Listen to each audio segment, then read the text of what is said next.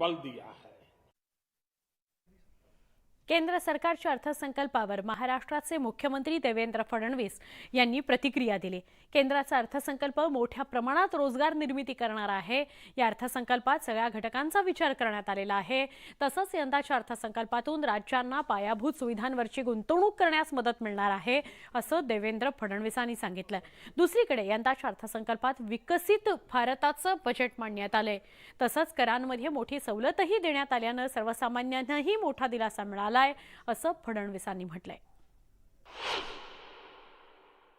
ईपीएफओच्या अंतर्गत येणं म्हणजे गेल्या 8 वर्षात फॉर्मल सेक्टरमध्ये वाढलेला रोजगार हा स्पष्टपणे दिसतोय आणि या इन्फ्रास्ट्रक्चर इन्व्हेस्टमेंटमुळे प्रचंड मोठा फायदा होणार आहे आणि त्यातही विशेषतः राज्यांना 50 वर्षाचं इंटरेस्ट फ्री लोन हे जे काही इन्फ्रास्ट्रक्चरमध्ये मिळणार आहे त्याच्यामुळे राज्यांना देखील आपलं पायाभूत सुविधांवरची गुंतवणूक वाढवण्याकरता एक प्रचंड मोठी मदत मिळणार आहे। पुढच्या 25 वर्षामध्ये जो एक विकसित भारत आपण म्हणतोय त्याच्याकडे जाण्याचा रस्ता या अर्थसंकल्पाने स्पष्टपणे दाखवला आहे।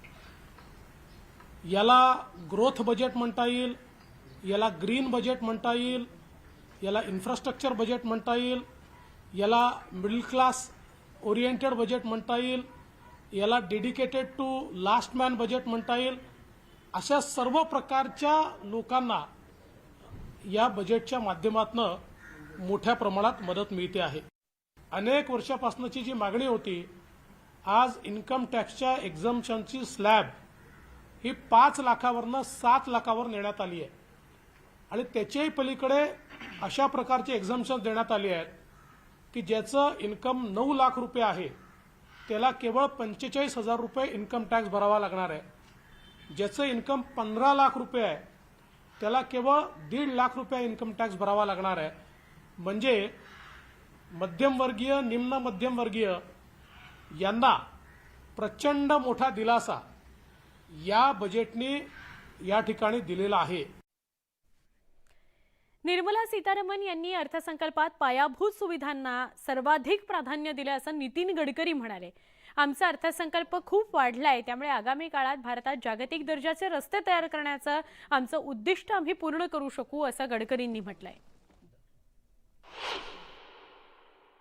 भारत के वित्त मंत्री निर्मला सीतारामन जी ने इंफ्रास्ट्रक्चर को हाईएस्ट प्रायोरिटी दी है।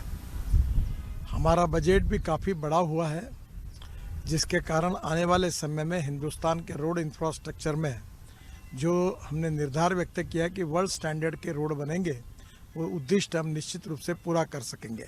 मिडिल क्लास के बारे में सोचा नहीं जाता था, इस बार पहली बार मिडिल क्लास को भी काफ़ी राहत दी गई है।